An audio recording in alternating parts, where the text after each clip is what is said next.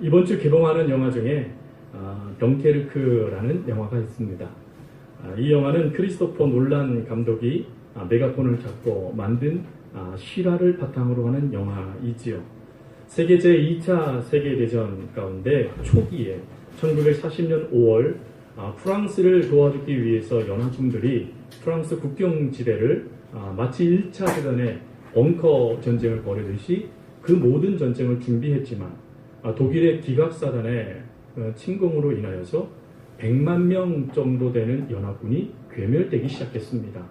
그래서 이 덩케르크라는 이곳은 항구도 아닌데 이곳의 연합군 34만 명 정도가 이곳으로 도망을 오게 됩니다. 그러니까 나머지 대략 한 70만 명 정도는 이미 죽거나 포로로 잡힌 절망적인 상황이었습니다. 더군다나 이곳에 이 독일의 기갑사단이 이 지역을 둘러싸서 또 항공전단은 폭격을 해가면서 이 34만 명 정도의 생사를 독일 군들에 의해서 결정될 수밖에 없는 절체절명의 순간에 놓여지게 된 것입니다.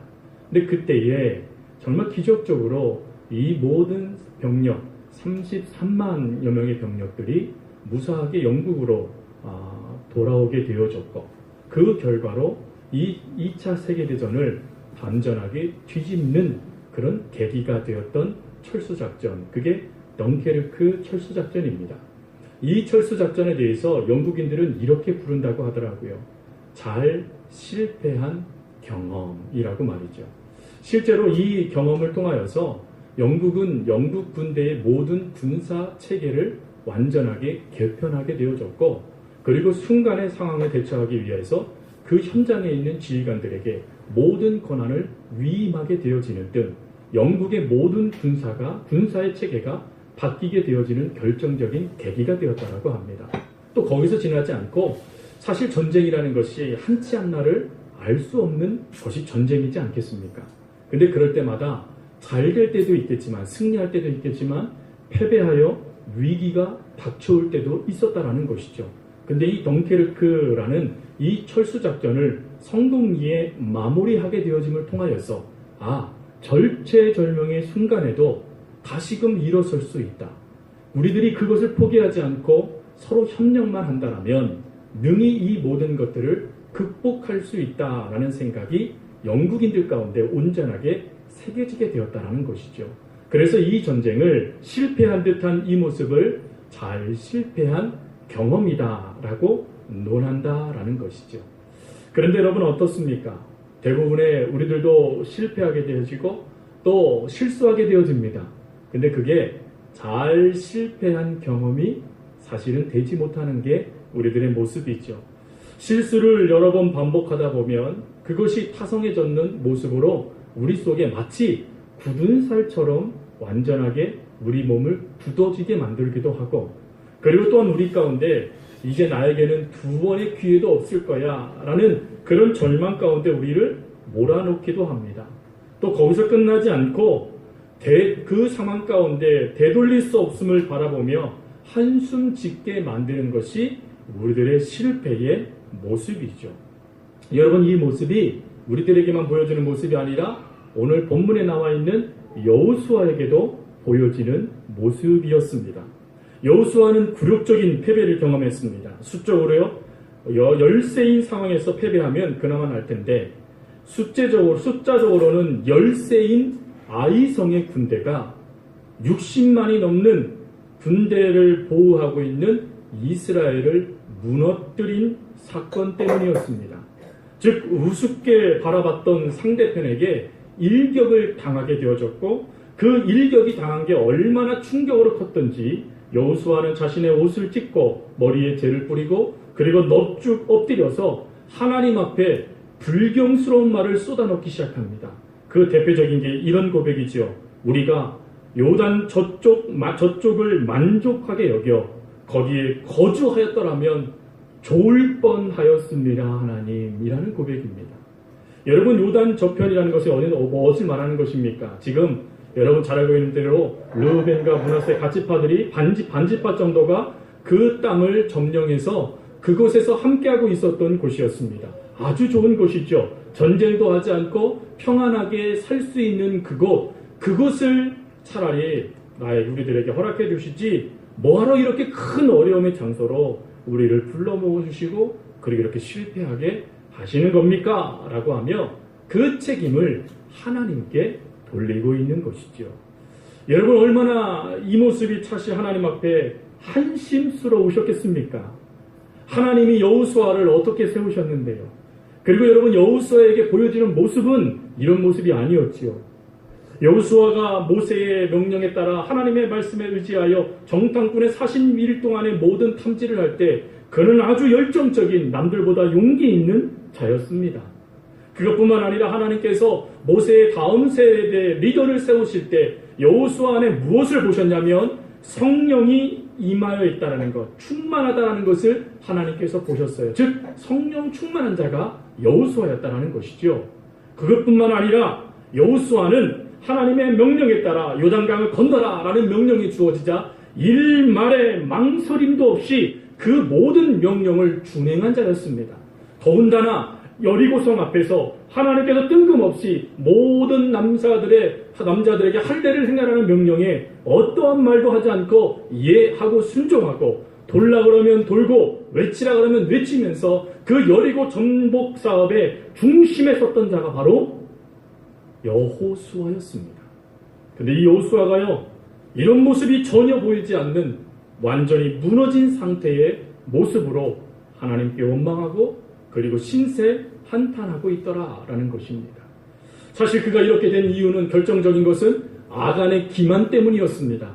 아간이 하나님 앞에 금한 것을 그가 범함으로 하나님보다 다른 것에 마음을 둠으로 되어진 결과가 전초였고, 그리고 또한 그 속에 아이성 그거에 대해서 하나님께 어떠한 것도 묻지 않고 교만하여 저 정도쯤이야 라는 생각, 그리고 뭘 이런 것까지 기도해야 돼, 그런 거 기도하지 않아도 돼 라는 생각이 이 여호수아에게 침투에 들어왔고, 그 순간에 여호수아는 위대한 민족의 영웅에서 몰락한 영웅으로 오늘 이 말씀 가운데 나타나고 있더라라는 것입니다. 여러분 이럴 때 이스라엘 백성들이 어떻게 했을까요? 1번 여호수아를 끌어안고 위로하며 괜찮아요, 잘 될 거예요, 잘 될 거예요 하고 위로했을까요? 아니면 2번 그럼 그렇지, 역시 형만 하나 아우 없어, 모세가 있었어야 되는데 괜히 저 젊은 여호수아가 이걸 짊어져 가지고 이거 통을 일으키고 있는 거야. 여러분 몇 번일 것 같습니까? 어떻게 이걸 아세요? 그게 우리들의 연약한 모습이기 때문에 그렇지요. 여러분 어떻습니까? 모세의 그 후광에 여호수아는 그게 두려웠을 겁니다. 어찌 내가 모세처럼. 근데 하나님은 뭐라 그럽니까? 모세는 나 때문에 훌륭한 자가 된 거야. 너도 나 때문에 그렇게 될 거야. 약속하셨거든요. 근데 그 실패의 순간에 그 약속을 다 잊어버려요. 그리고 그 따가운 그 시선, 아마 이스라엘 백성들이요 눈으로 화살을 날렸을 거예요. 막 그럼 그렇지 너 때문이야 라는 화살을 막 날리는 그 뜨거운 그들의 시선을 뒤로하고 넋주고 엎드렸을 때 아마 그에게 좌괴감이 밀려 들어왔을 거예요. 그래, 나 때문이지, 나 때문에 저 아까운 생명들이 죽었어, 나 때문에 이런 문제가 발생된 거야 라고 하며 자신의 책임 속에 이 여호수아는 하염없이 무너지고 있었을 겁니다. 근데 이 모습이요, 왜 이렇게 우리들에게 익숙한 것일까요? 우리들도 예를 들어서 실직을 했다던가, 아니면 시험을 망쳤다던가, 아니면 학교와 직장 등에서 내가 입학시험과 그 모든 것에 낙제를 했다던가, 아니면 내 든든한 행복한 가정이 어느 순간 흔들리는 모습이 보인다던가, 사업이 완전히 부도가 났다던가, 더 중요한 것, 교회 안에서 나도 모르게 행한 여러 가지 실수와 모습 때문에 많은 사람들의 눈초리를 받는 듯한 모습을 받게 되어졌을 때, 여러분 우리들도 수많은 수군거림, 수많은 눈으로 보여지는 화살들을 인하여서 힘들어하지 않겠습니까? 그리고 그 속에서 회복되지 못하고 슬피 울며 그 자리를 떠날 수밖에 없는 그 연약함들이 우리들에게도 보여지는 모습이라는 것이지요. 그러면 여러분 이런 모습 가운데 우리 하나님은 어떤 조치를 취하실까요? 도저히 일어설 기회도 없고 또다시 주어지는 희망도 없는 상황, 차라리 다시금 반복할 수 있는 그런 은혜가 주어진다면 좋을 텐데 그 기회마저도 박탈당했다라고 느껴진다면 그 상황에 하나님은 어떻게 조치를 취하셔서 우리를 여호수아가 온전히 그 가나안 땅을 정복해 나아갈 수 있도록 도와주셨듯이 우리에게도 그렇게 도와주실까요? 오늘 그것을 함께 살펴보는 시간입니다. 두 가지입니다. 한번 따라해 볼까요? 첫 번째, 실패의 자리에서 일어나라. 실패의 자리에서 일어나라. 여러분, 실패를 뭐라고 이야기하냐면 일종의 유사라고 이야기합니다. 유사라는 것이 무엇인지 아시죠? 바람과 모래를 인해서 점점점 밑으로 내려오는 마치 늪과 같은 것, 모래 늪과 같은 것이 유사입니다. 거기에 사람이 한번 빠지면 누군가 도와주지 아니하면 헤어나올 수가 없지요. 여러분, 이 유사와 같은 늪에 빠진 성경의 인물들이 참 많습니다. 대표적으로 도덕적인 유사에 빠진 인물 다윗이 있죠. 다윗은 도덕적으로 타락했습니다. 그 당시에 도저히 할 수 없는 짓을 범했지요. 근데 하나님은 어떻게 하셨지요? 그를 버리지 않으셨습니다. 오히려 그를 붙잡아 주셨고 그를 끝까지 사용해 주셨습니다. 또 심약함의 유사에 빠진 인물이 있습니다. 여러분, 갈멜살의 위대한 영웅 엘리야를 여러분 아시지요? 이 엘리야가 850대 1로 하나님의 은혜 가운데 그 모든 전쟁을 이기고 난 다음에 그는 아주 심약한 존재로 추락하게 되어집니다. 그때 하나님이 그를 어떻게 조치를 취하십니까? 하나님은 그를 까마귀도 보내시고 쉴만한 물가로도 인도해 주시고 말씀으로 그에게 격려하셔서 그 모든 자리에서 일어날 수 있도록 도와주셨죠. 또 요나는 어떻습니까? 요나는요, 불순종의 유사에 빠진 사람이었습니다. 하나님의 명령이 주어졌음에도 불구하고 하나님의 뜻이 정해졌음에도 불구하고 하나님, 나 그거 싫어요. 내가 왜 그래야 돼요? 걔네들은 내 원수예요. 어떻게 원수에게, 차라리 그 원수는 멸망당해야지 어떻게 그럴 수 있냐라며 내 생각이 발동되어져서 하나님의 뜻과 상관없는 삶을 살아가는 그에게 하나님은 찾아오세요. 그리고는 그를 건져주셔서 그 불신의 유사에서 선지자로서의 사명의 사역자로 우리 하나님께서 바꿔주셨다라는 것이죠. 저는 이 말씀을 보면서 위로를 받는 게 있어요. 그게 무엇이냐면, 여러분, 이 땅에 완벽해지고 싶은 것이 우리들의 모습 아닙니까? 그러나 성경 말씀을 보니까 어느 누구도 완벽하지 않답니다. 그런데 은혜는 뭐냐? 이 완벽하지 않은 실패작들, 완벽하지 않는 이들을 우리 하나님이 얼마든지 온전케 해 주실 수 있다라는 것이지요.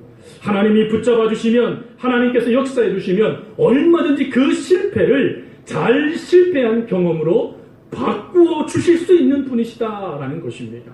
그래서 하나님은 여호수아에게 즉시 처방전을 내리십니다. 여호수아서 7장 10절 말씀과 그리고 오늘 8장 1절 말씀에 하나님이 이렇게 말씀하시죠. 일어나라, 어찌하여 이렇게 엎드려 있느냐. 그리고 8장 1절 말씀에 두려워 말라, 놀라지 말라, 군사를 다 거느리고 일어나 아이로 올라가라. 사랑하는 성도 여러분, 하나님이 특별히 임재하시고 선택하신 여호수아에게만 이렇게 말씀하실까요? 그렇지 않습니다. 오늘 실패 때문에 힘들어하고 있는 우리들, 실수 하나로 많은 사람들의 수군거림과 그 눈초리 때문에 힘들어하고 있는 우리들을 향하여 우리 주님은 뭐라고 말씀하시냐면, 너 실패하고 힘들어하는 그 자리에서 일어나라. 우리 하나님 말씀해 주신다는 거예요. 그리고 뭘 기억하게 하십니까? 약속, 말씀을 기억하게 하세요. 내가 줄 땅, 내가 너에게 준 그 땅으로 가라. 우리 하나님 말씀하신다는 것입니다. 여러분, 이 말씀에 다윗은 용기를 냅니다. 희망을 얻습니다. 그리고 그 절망의 늪에서 벗어나서 그는 시편 37편 말씀을 통하여 이렇게 고백합니다. 여호와께서 사람의 걸음을 정하시고 그의 길을 기뻐하시나니 그는 넘어지나 아주 엎드려지지 아니함은 여호와께서 그의 손을 붙드시미로다. 하나님께서 붙잡아 주시기 때문이라는 거예요. 엎드려질 수 있다라는 거예요. 넘어질 수 있다라는 것입니다. 그러나 우리의 손을 누가 붙잡고 계신다고요? 하나님이 붙잡고 계신다는 것입니다. 그러니 여러분, 하나님이 붙잡아 주시니 아예 완전하게 넘어뜨리게 해주실까요? 아니요. 넘어지는 것 같지만 일어서는 겁니다. 그게 하나님의 은혜라는 거예요. 사도 바울은 이렇게 고백합니다. 로마서 8장 1절 말씀에 그리스도 예수 안에 있는 자에게는 결코 정죄함이 없습니다. 이게 무슨 말일까요? 실패하고 실수하면 혼날 것 같아요. 왜 그렇습니까? 우리가 그렇게 학습됐거든요. 어렸을 때 우리가 조금 실수하고 실패하면 부모님이 혼내키시잖아요. 근데 그게 그대로 학습되어져서 하나님도 이러실 거야 라는 생각이 하나님과 상관없이 정립돼 버리는 겁니다. 여러분, 우리 하나님은 어찌 하신다고요? 우리가 실수하고 넘어졌어요. 또 실패했어요. 사람들의 수근거리거림이 되었어요. 왕왕거리는 그들의 이야기를 듣는 존재가 되어졌어요. 그래도 우리 하나님은 우리를 어떻게 하신다고요? 정죄하지 않으신대요. 지난주 오두막이라는 영화 말씀을 드렸잖아요. 여러분, 그 영화에서 하나님은 어떻게 하신다고요? 난 한 번도 너를 떠난 적이 없어. 나는 여전히 너를 사랑해. 그게 하나님의 말씀이라는 거예요.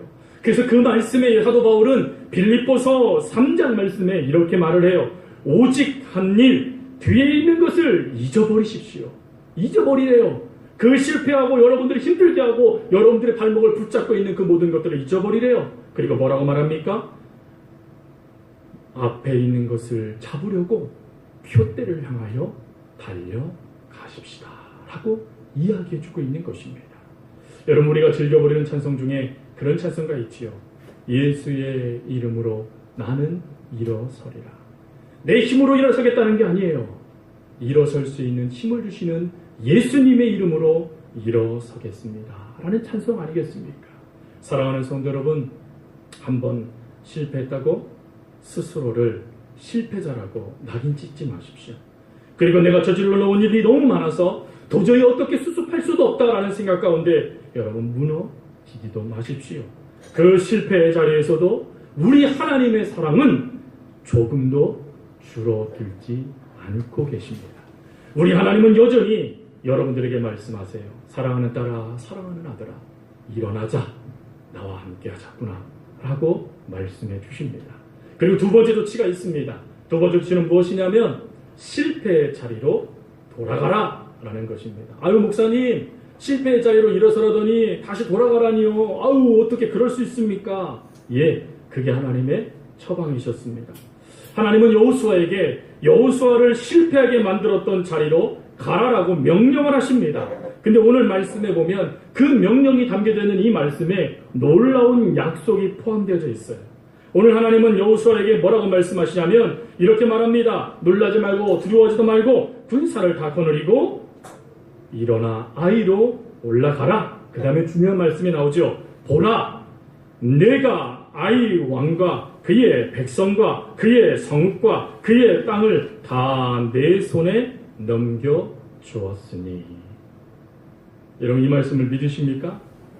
오늘 하나님이 실패 자리로 돌아가라고 말하면서 뭐라고 약속을 하시냐면 첫 번째, 내가 이미 너에게 허락했다 라는 말씀을 하세요.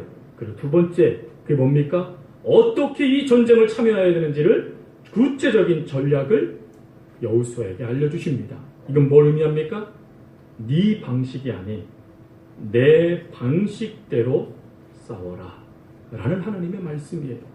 여러분, 우리가 실패 자리로 돌아가게 되어졌을 때 그때 그 모습을 보면서 우리 스스로를 무너뜨리라고 그 자리로 하나님 우리를 보내시는 게 아니에요. 그 자리에 가서 너를 무너뜨렸던 네 생각을 내려놓아라.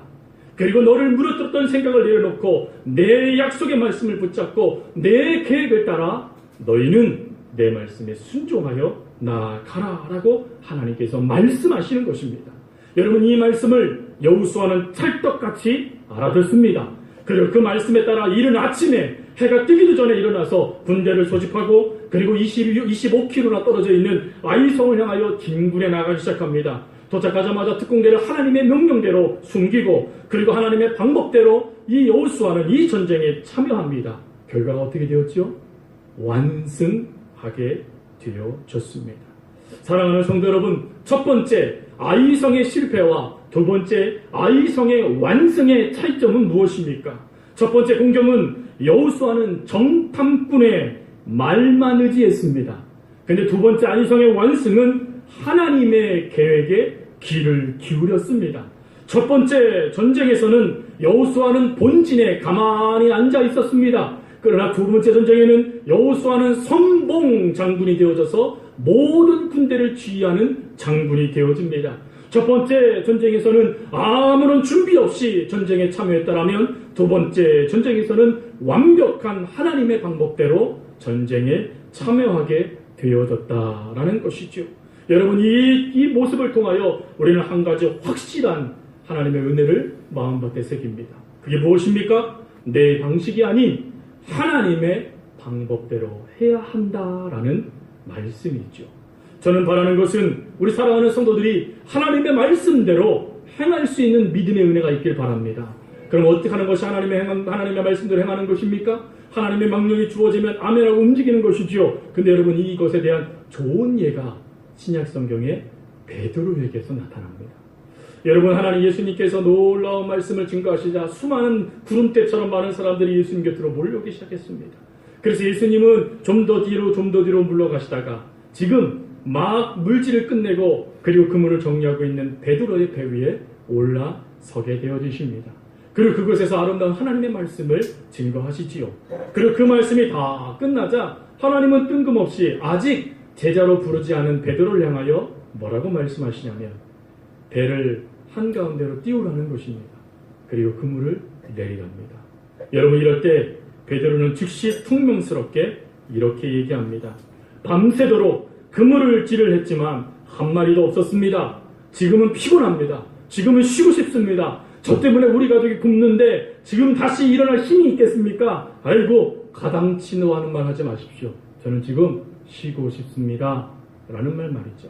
근데 그때에 하나님이 종용하십니다.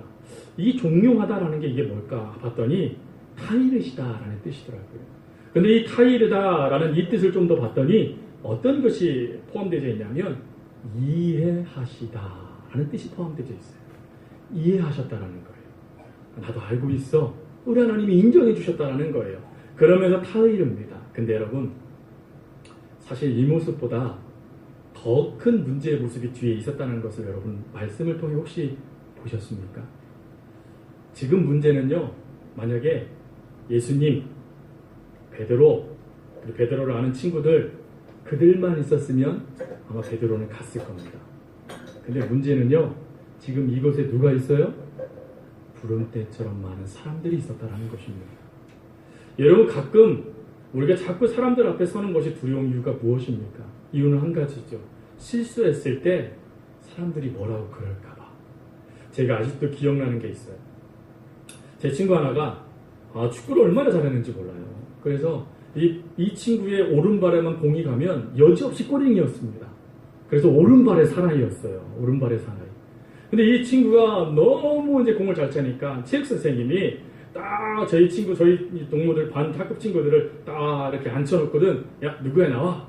그러더니 야, 너의 실력을 보여줘. 그랬더니 이 아이가요, 헛발질을 하는 거예요. 그래서 당황됐어요. 우리 친구들도 다. 선생님도 당황했었어요. 근데요, 더 당황한 건 그 친구죠. 이 친구가 이때부터 축구를 안 하는 겁니다. 왜 그럴까요? 친구들의 시선 때문이었어요. 원숭이도 떨어지네? 쟤도 별 수 없네? 라는 생각을 이 아이가 눈빛으로 딱 교체되는 순간 이 아이가 그게 상처가 되어져 버리더라고요. 여러분, 신앙생활 할 때도 마찬가지잖아요. 제가 여러분들에게 뭐 하세요? 했는데 실수했어요. 그럼 성도들이 목사 비난해요? 아니죠. 성도들을 향해서 이렇게 말하지 않습니까? 믿음이 없어서 그래. 완전히 죽어서 아파하고 있는데 발로 갔잖아요. 믿음이 없긴요. 믿음이 있으니까 실행한 거죠. 어떻게 믿음이 없는데 그 일을 행할 수 있겠습니까? 근데 그게 베드로는 두려운 거예요. 사람은 관계 동물이지 않습니까? 근데 그 관계가 깨어지고 누군가의 수군거리거림의 대상이 되는 게 베드로는 두려운 것이죠. 그때 하나님 예수님이 괜찮아. 너 그 마음 나도 알아. 걱정하지 마. 너 나 믿으면 놀라운 걸 볼 거야. 라고 말씀하시며 그를 종용시켰다라는 거예요. 그때 베드로가 이런 말씀합니다. 말씀에 의지하여 내가 그물을 내리겠습니다. 무슨 말입니까? 당신의 방식대로 제가 해보겠습니다. 라는 고백입니다. 여러분, 이 고백대로 그가 그물을 내렸을 때 그 배가 거의 가라앉을 만큼 많은 물고기가 잡히게 되었습니다. 지금 우리에게 필요한 것은 그저 예수 그리스도와 함께 다시 시도하는 것이죠. 여러분, 실패를 통하여서 내가 하나님을 만날 수만 있다라면, 실패를 통하여서 나를 만져주시는 하나님의 은혜를 내가 경험할 수만 있다라면, 여러분, 그 실패는 더 이상 실패가 아닙니다. 잘 실패한 경험이 되는 것이죠.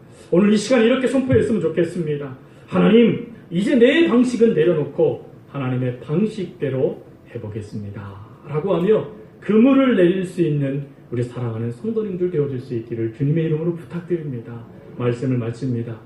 여러분, 혹시 인생의 골을 놓쳐서 오늘 많은 사람들의 눈초리와 그리고 또 비난 가운데 직면한 아픔을 당한 성도님들이 계십니까? 그리고 삼진아웃 당하여서 결정적인 찬스, 역전시킬 수 있는 찬스에 그것을 물거품으로 만들어서 힘들어하여 주눅들어 머리 숙이고 있는 성도님들이 계십니까? 여러분, 기억하십시오. 우리는 하나님의 팀에 소속되어 있는 사람들입니다.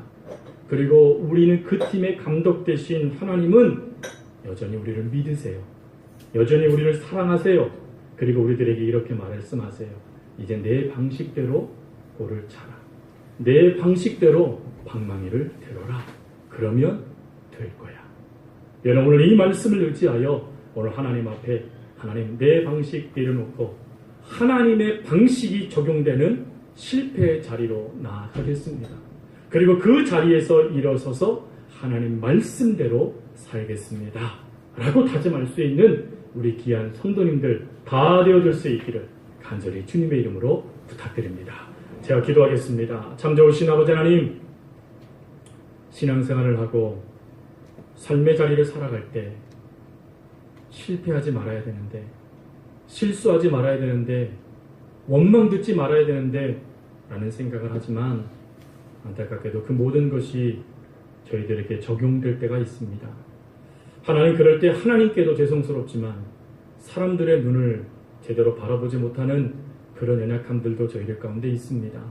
어찌할 줄 알지 못하여 하나님 그 자리에서도 일어서지 못하는 연약함도 저희들 가운데 있습니다. 그러나 오늘 말씀을 의지합니다. 너 실패의 자리에서 일어나라.